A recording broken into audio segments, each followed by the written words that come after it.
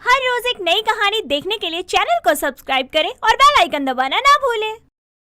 सोमनगर गांव में वैशाली अपने परिवार के साथ एक छोटे से मकान में रहा करती थी। उसका पति सरजू एक कुम्हार था जो खुद से ही मिट्टी के मटके बनाकर बाजार में जाकर बेचा करता था। वैशाली का छोटा सा कच्चा मकान था, लेकिन उस छोटे से मकान में उसकी मिट्टी की बनाई रसोई थी, जिसमें लगभग सभी सामान मिट्टी का ही था, जैसे मिट्टी के बर्तन, मिट्टी का चूल्हा इत्यादि। और मिट्टी की दीवारों पर सफेद चौक से बनी सुंदर चित्रकारी भी थी। एक दिन वैशाली अपनी मिट्टी की रसोई में खाना बना रही थी कि तभी उसकी पड़ोसन संगीता पसीना पोंछते हुए वहां आकर कहती है, अरे विशाली बहन, रसोई में हो क्या? आहा, क्या ठंडक मिल रही है तुम्हारी मिट्टी की रसोई में आकर। तुम यहाँ काम से आई हो कि रसोई की ठंडक लेने? कसम से वैशाली बहन, इतनी चिलचिलाती गर्मी में तुम्हारी ही एक ऐसी रसोई है जहाँ आकर गर्मी नहीं बल्कि ठंडक महसूस होती है, मिट्टी की होने की वजह से।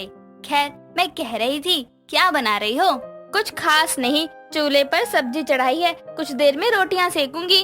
अच्छा, मैं कह रही थी कि बिट्टू ने खेलते हुए पानी का मटका फिर से तोड़ दिया है, तो एक नया मटका दे देती तो अच्छा रहता। पैसे मैं तुम्हें अगले महीने दे दूंगी। कोई नहीं संगीता बहन, आंगन से एक मटका ले लो। तुम मेरी पड़ोसन हो, इतना तो तुम्हारे लिए ये गरीब पड़ोसन कर ही सकती है। ये हुई ना बात, मुझे पता था तुम मना नहीं करोगी। अच्छा, मैं मटका ले लेती हूँ। इतना कहकर संगीता वहां से चली जाती है और घर के बाहर बनकर रखे हुए मटकों में से एक मटका उठाते हुए अपने घर की तरफ चल पड़ती है। उसे मटका लेकर जाते हुए वैशाली की बेटी मीनल देख लेती है, तो वो गुस्से में अपनी माँ से कहती है, माँ, आपने फिर संगीता काकी को मुफ्त में मटका दे दिया। नहीं, वो पैसे दे जाएगी। हर महीने यही बोलकर तो नया मटका ले जाती है।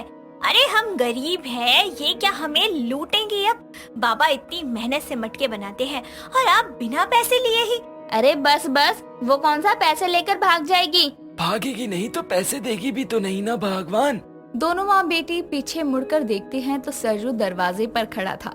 मीनल मटके से पानी लाकर उसे पीने को देती है, तो पानी पीकर सरजू कहता है, मिट्टी के मटके का पानी पीकर ताजगी सी आ जाती है।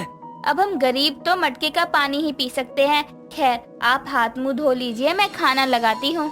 हाँ बाबा, आज माँ ने मिट्टी की हांडी में सब्जी बनाई है, आज तो खाने का स्वाद ही आ जाएगा। कुछ ही देर में वैशाली रोटियां बनाकर तैयार कर देती है और फिर साथ में बैठकर सब खाना खाते हैं। वैशाली के घर के आसपास रहने वाले सभी लोग उसकी मिट्टी की रसोई की बहुत चर्चा किया करते थे। साथ ही वैशाली का मिट्टी के चूल्हे पर बनाया हुआ खाना भी बहुत मजेदार बनता था। एक रोज रविवार के दिन सरजू का एक पुराना दोस्त मंतेश शहर से उसे मिलने आता है, तो वैशाली उसे पीने के लिए कुल्हड़ में चाय लाकर देती है, जिसे पीकर मंतेश कहता है, अरे भाई सरजू, कुल्हड़ वाली चाय मंगवाने में खर्च क्यों किया तूने? मंतेश क्यों गरीब का मजाक बनाता है? ये चाय तो तेरी भाभी ने ही मिट्टी की हांडी में बनाई है और इन कुल्हड़ों में डाल कर दी है।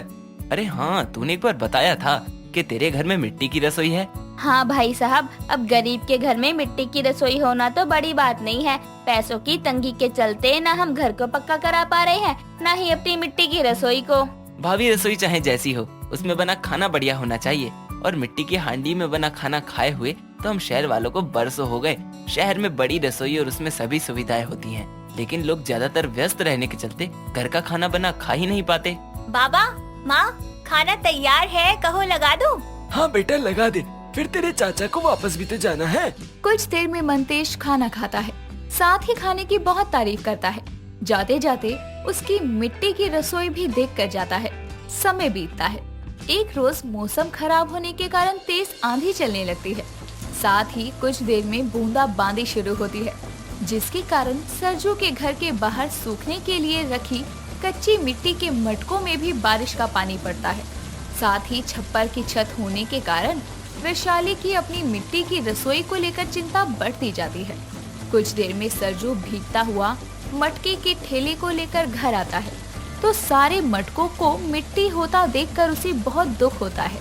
तभी छाता लेकर वहाँ से जा रही संगीता उसे कहती है, हाय दैया, कौन से दिन मौसम की बरसात होने लगी। अरे सरजू भैया खड़े क्या हो, इससे पहले कि छत से पानी टपकना शुरू हो जाए मेरे घर से बड़ी वाली पन्नी ले आओ, घर के छप्पर पर रख दो। संगीता बोल ही रही थी कि तभी वैशाली बाहर आकर कहती है, कुछ कीजिए, पानी घर में आया तो हमारी मिट्टी की रसोई का क्या होगा। ओहो, तुम गरीब की मिट्टी की रसोई तो बर्बाद हो जाएगी इस बरसात में। ऐसा न कहो संगीता बहन, पता नहीं भगवान भी ये बिन मौसम बरसात क्यों कर रहा है। तभी सरजू बिना वक्त गवाए संगीता के घर से एक बड़ी और मोटी सी पन्नी लेकर बारिश में अपने घर के छप्पर तक पहुंचने के लिए सीढ़ी लगाता है और उस पर चढ़कर छप्पर पर वो पन्नी को अच्छी तरह से लगा देता है, जिससे घर की छत टपकनी बंद हो जाती है। 2 घंटे बाद बारिश रुकती तो है। वैशाली रसोई में रखे सामान को ठीक करने लगती है, तो वहीं सरजू घर के बाहर से मटकों की मिट्टी को समेटने लगता है। ऐसे ही समय बीतता है। पैसों की तंगी के कारण सरजू अपने घर की मरम्मत नहीं करवा पा रहा था। साथ ही धीरे धीरे रसोई का राशन भी खत्म होने लगा था।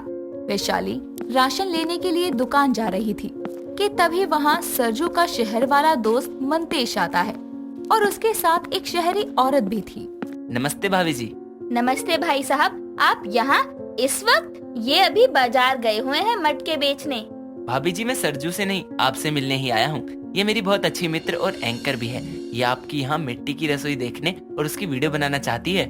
माँ, वो रसोई में। चाचा आप, नमस्ते। नमस्ते बिटिया, हमें अपनी मिट्टी की रसोई एक बार फिर दिखाओगी? हाँ क्यों नहीं, आइए ना। तभी वो दोनों को घर के अंदर रसोई में लेकर जाती है और वो एंकर उस मिट्टी की रसोई की पूरी वीडियो बनाती है, साथ ही बर्तनों की तस्वीरें लेती है और उसके बारे में वैशाली से कुछ सवाल भी पूछती है और कुछ देर में दोनों वहाँ से निकल जाते हैं।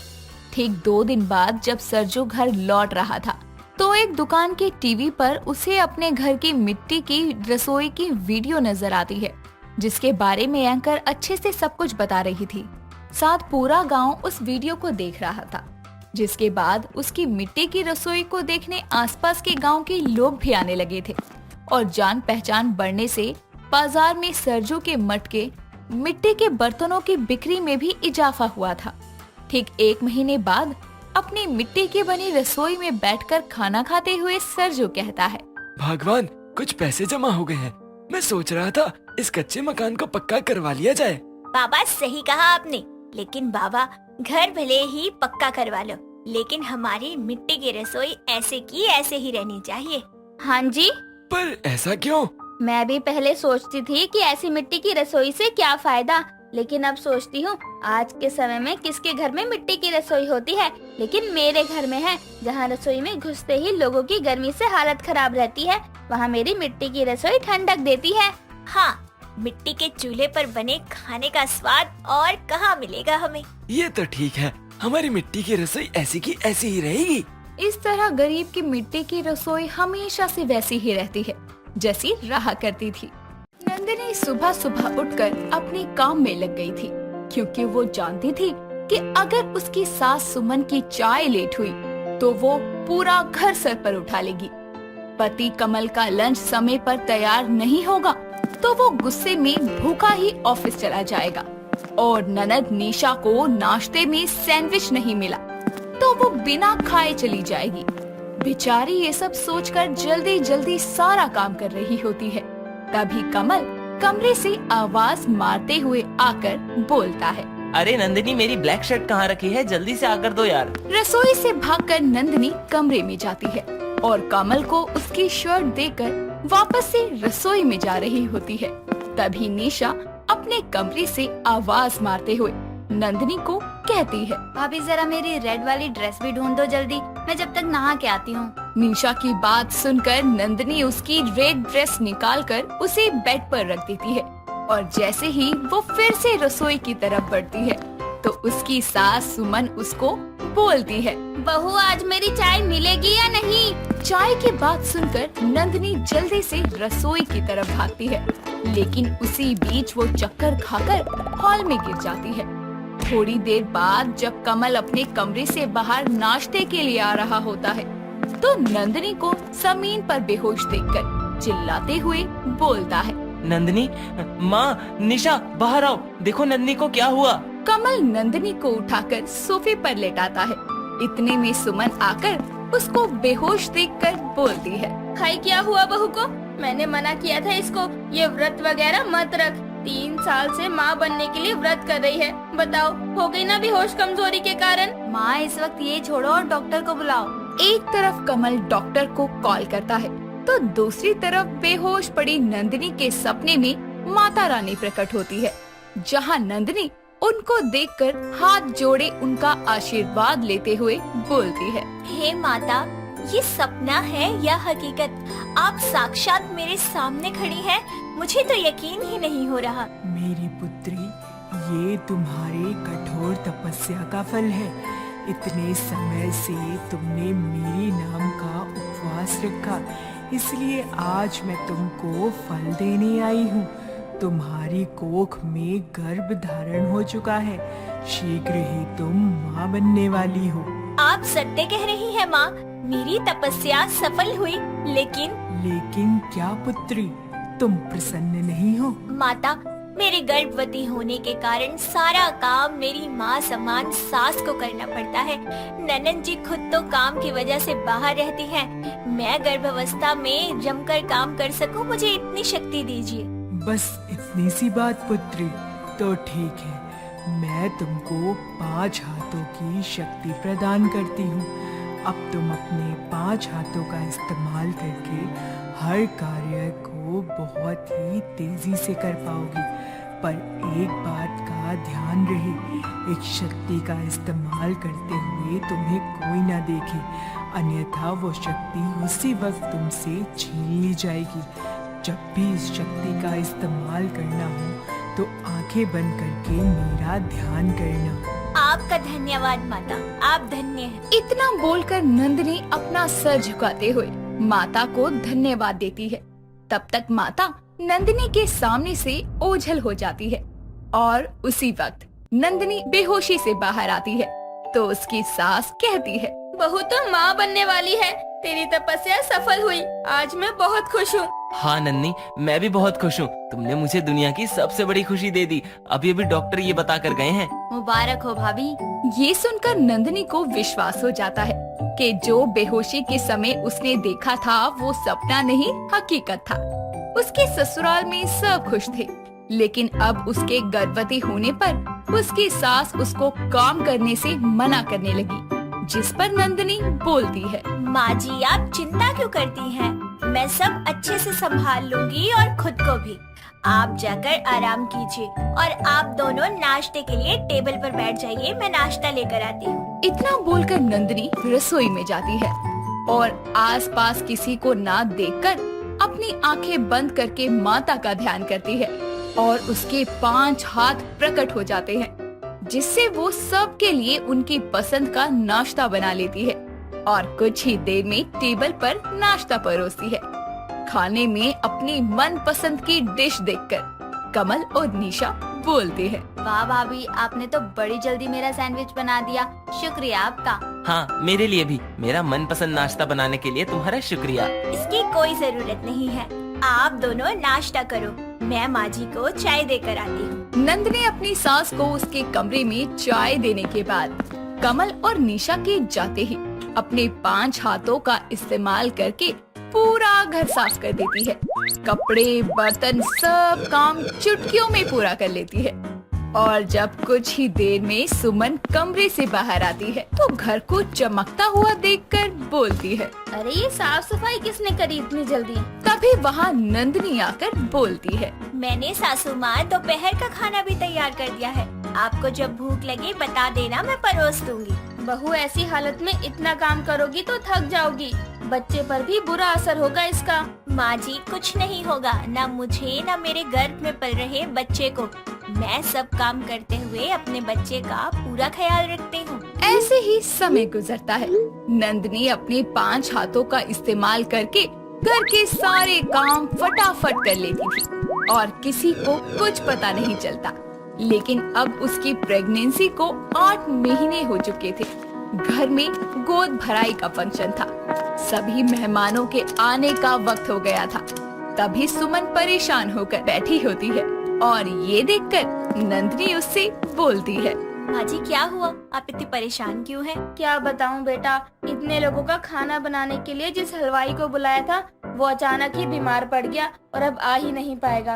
अब इतने कम समय में किसको बुलाऊं? बस इतनी सी बात, मैं बनाऊंगी ना सारा खाना, किसी को क्या बुलाना, आप चिंता मत कीजिए। बहू तेरी ही गोद भराई है और तू काम करेगी, वो भी ऐसी हालत में? कभी नहीं, जरूरत पड़ी तो मैं खाना बनाऊंगी। माँ जी बाहर मेहमानों का आना शुरू हो गया है, आप उनका स्वागत कीजिए, मैं बना लूंगी ना सारा खाना, कोई परेशानी नहीं होगी, जाइए। ठीक है बहू, तू कहती है तो मान लेती हूँ, लेकिन संभल के करियो काम और किसी भी चीज की जरूरत हो तो मुझे आवाज दे दियो। ठीक है माँ जी। सुमन घर में आते मेहमानों का स्वागत करने चली जाती है और दूसरी तरफ नंदिनी रसोई में जाकर किसी को आसपास ना देखकर वापस से अपने 5 हाथों को प्रकट करके उनके इस्तेमाल से जल्दी जल्दी खाना बनाने लगती है और कुछ ही देर में वो लगभग सारा खाना बना लेती है। तभी बाहर मेहमानों का स्वागत करती सुमन नंदिनी की कोई खबर न आने पर खुद से बोलती है। ये बहू ने अभी तक किसी को मदद के लिए नहीं बुलाया, निशा भी यही है, अकेले कैसे कर रही है सब कुछ, मैं ही देख कर आती हूँ। सुमन रसोई की तरफ जाती है तो निशा उसको रोकते हुए नंदिनी के बारे में पूछती है तो सुमन उसको सब कुछ बताती है, जिस पर निशा बोलती है। क्या भाभी ऐसी हालत में भी अकेली लगी हुई हैं? चलो माँ, मैं उनके साथ जाकर उनकी हेल्प करवा देती हूँ। निशा और सुमन साथ में रसोई की तरफ जाते हैं और वहाँ पहुँचते ही वो नंदिनी को 5 हाथों के साथ देखकर हैरान हो जाते हैं, लेकिन नंदिनी को उनके आने का पता नहीं होता। पर अब अचानक ही उसके 5 हाथ अपने आप गायब हो जाते हैं, जिस पर वो हैरान होकर बोलती है। हे माँ, मेरे हाथ कहाँ गए, मेरी शक्तियाँ कैसे चली गई? नंदिनी आसपास नजर घुमाकर देखती है। इतने में सुमन और निशा छुप जाते हैं और किसी को वहाँ ना देखकर नंदिनी बोलती है। हे माँ, मुझे तो किसी ने नहीं देखा 5 हाथों से काम करते हुए, फिर मेरी शक्तियाँ कैसे छिन गई? अब मैं काम कैसे करूँगी इस हालत में? मेरी जगह मेरी सासू माँ को काम करना पड़ेगा, जो मुझसे कतई नहीं देखा जाएगा।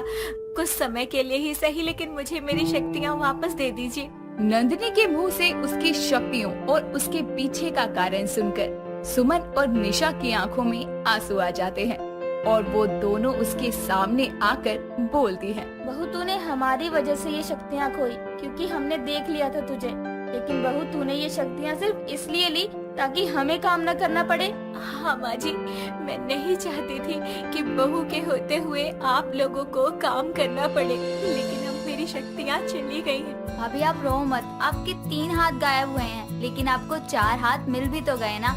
अब मैं और माँ आपकी मदद करेंगे, आप कुछ भी अकेले नहीं करोगी, इसलिए अब आप इन शक्तियों के जाने का दुख मत मनाओ। इतना बोलकर निशा और सुमन नंदिनी को चुप करवाकर उसकी मदद करने लगते हैं, जिसके बाद सब मिलकर उसकी गोद भराई की रस्म को अच्छे से मनाते हैं। साथ ही अगर घर के सभी लोग एक दूसरे की मदद के लिए आगे रहे तो हमें ऐसी किसी भी शक्ति की आवश्यकता ही नहीं पड़ेगी।